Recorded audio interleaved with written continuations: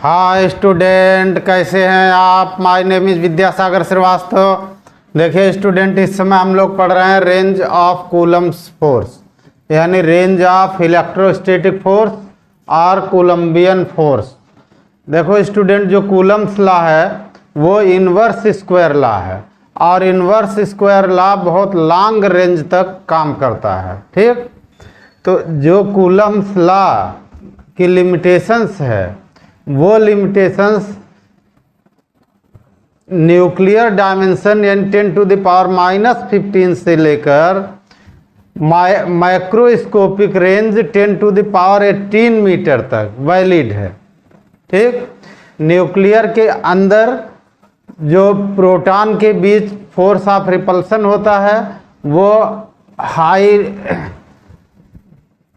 Strong nuclear force से remove हो जाता है। इसलिए न्यूक्लियर डिस्टेंस इसमें लेते हैं नियर अबाउट 10⁻⁻15 मीटर, यानी 1 फर्मी लेते हैं। 1 फर्मी से लेकर और 10⁻18 मीटर यानी माइक्रोस्कोपिक से लेकर माइक्रोस्कोपिक तक वैलिड है। ओके,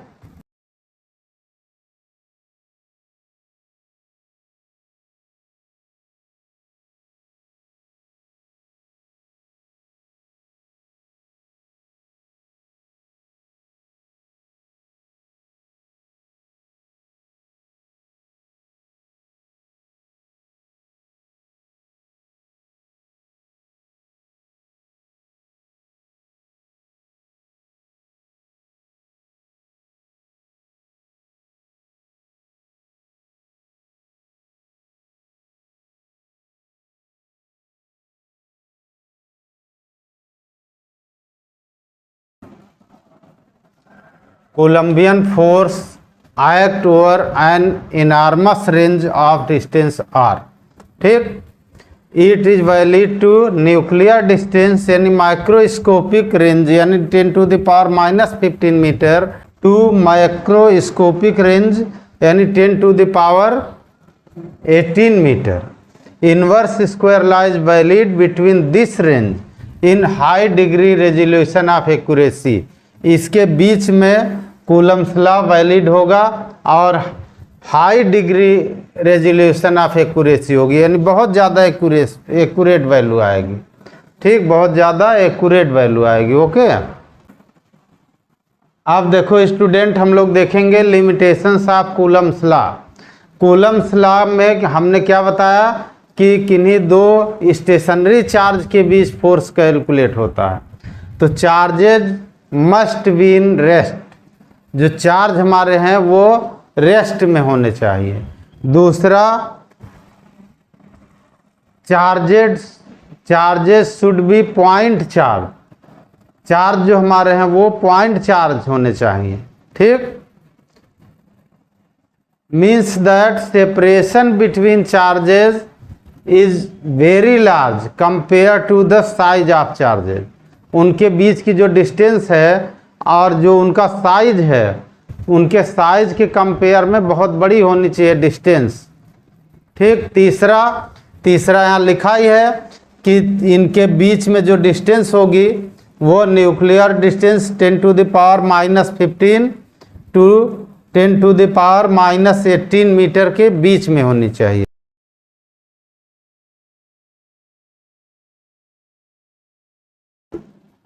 ठीक, चार्ज जो है क्या होने चाहिए, रेस्ट में होने चाहिए, और इनके बीच सेपरेशन जो होनी चाहिए वो कांस्टेंट होनी चाहिए। दो चीज़ें होंगी, अगर रेस्ट में नहीं होंगे दोनों चार्ज के बीच सेपरेशन कांस्टेंट होगी। जैसे न्यूक्लियस के बाहर इलेक्ट्रॉन मोशन करते हैं तो वहाँ जो इलेक्ट्रॉन के ऑर्बिट की रेडियस होती है वो कांस्टेंट रहती है। तो चार्ज और दोनों चार्ज, इलेक्ट्रॉन का चार्ज और न्यूक्लियस का चार्ज, दोनों के बीच की डिस्टेंस हर जगह कांस्टेंट होती है, जबकि इलेक्ट्रॉन मोशन में रहता है। तो अगर ये मोशन में भी है तो उनके बीच की डिस्टेंस सेपरेशन कांस्टेंट होनी चाहिए।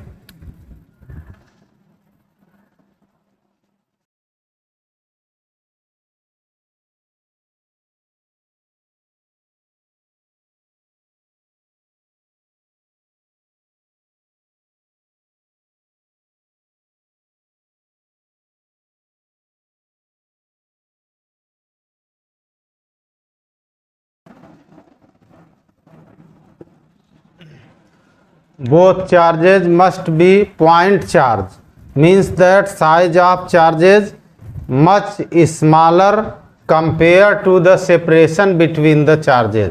यानी जो सेपरेशन है बहुत ज़्यादा होना चाहिए, चार्ज का साइज बहुत छोटा होना चाहिए ताकि वो पॉइंट चार्ज लगे।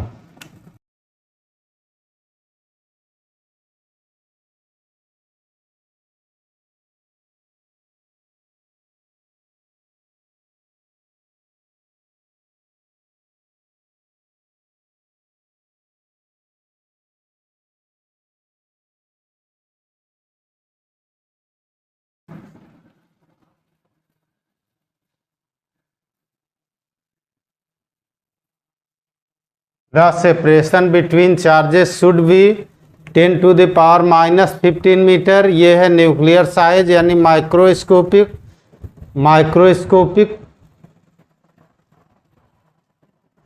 To 10 to the power 18 metre यानी माइक्रोस्कोपिक, यानी माइक्रो से लेकर माइक्रो तक इन्हीं के बीच में आर की वैल्यू होनी चाहिए। सेपरेशन होता है आर, तो आर की वैल्यू इनके ही बीच में होनी चाहिए। ठीक, अगर इतनी लिमिटेशंस फॉलो हो रही तो कूलम्स लॉ वैलिड होगा। ओके स्टूडेंट, आप हमारा चैनल देखते रहिए, लाइक और सब्सक्राइब करते रहिए और अपना ज्ञान बढ़ाते रहिए। Good day students.